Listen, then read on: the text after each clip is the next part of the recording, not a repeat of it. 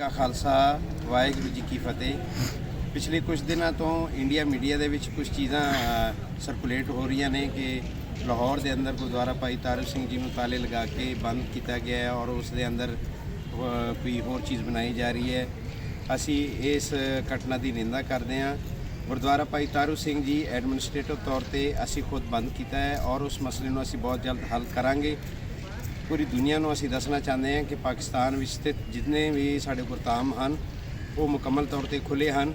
ਅਗਰ government of Pakistan Kartarpur Sahib ਵਰਗੇ ਇਤਨਾ ਵੱਡਾ ਪ੍ਰੋਜੈਕਟ ਬਣਾ ਸਕਦੀ ਹੈ ਤੇ ਪਾਕਿਸਤਾਨ ਦੀ ਸਰਕਾਰ ਨੂੰ ਕਿਸੇ ਗੁਰਦੁਆਰੇ ਤਾਲੇ ਲਾਉਣ ਦੀ ਜ਼ਰੂਰਤ ਨਹੀਂ ਹੈ ਕਿ ਪਾਕਿਸਤਾਨ ਦੀ ਸਰਕਾਰ ਤੇ ਸਿੱਖਾਂ ਨੂੰ ਕਹਿੰਦੀ ਹੈ ਕਿ ਇੱਥੇ ਤੁਹਾਡਾ ਮੱਕਾ ਮਦੀਨਾ ਹੈ ਤੇ ਪੂਰੀ ਦੁਨੀਆ 'ਚ ਵਸਣ ਵਾਲਾ ਸਿੱਖ ਇੱਥੇ ਆ ਕੇ ਆਪਣੇ ਗੁਰਧਾਮਾਂ ਦੇ ਦਰਸ਼ਨ ਕਰੇ।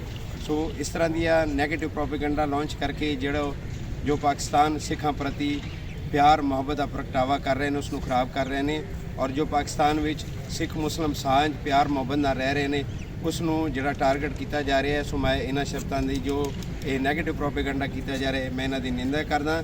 ਕਰਤਾਰਪੁਰ ਸਾਹਿਬ ਦਾ ਜਿਹੜਾ ਲਾਂਘਾ ਹੈ ਉਹ ਕਈ ਲੋਕਾਂ ਦੇ ਮਨ ਵਿੱਚ ਖਟਕਦਾ ਹੈ ਤੇ ਉਹ ਉਸ ਨੂੰ ਟਾਰਗੇਟ ਕਰਦੇ ਹੋਏ ਮੁਖਤਲਿਫ ਚੀਜ਼ਾਂ ਨੂੰ ਉਹ ਹਾਈਲਾਈਟ ਕਰਦੇ ਨੇ। ਸੋ ਇਹ ਪਾਕਿਸਤਾਨ ਦੇ ਵਿੱਚ ਇਸ ਤਰ੍ਹਾਂ ਦੀ ਕੋਈ ਇਸ਼ੂ ਨਹੀਂ ਹੈ। ਸਾਡੇ ਸਾਰੇ ਗੁਰਦੁਆਰੇ ਖੁੱਲ੍ਹੇ ਹਨ ਔਰ ਸਾਰੇ ਗੁਰਦੁਆਰੇ ਆਜ਼ਾਦ ਹਨ। ਵਾਹਿਗੁਰੂ ਜੀ ਕਾ ਖਾਲਸਾ ਵਾਹਿਗੁਰੂ ਜੀ ਕੀ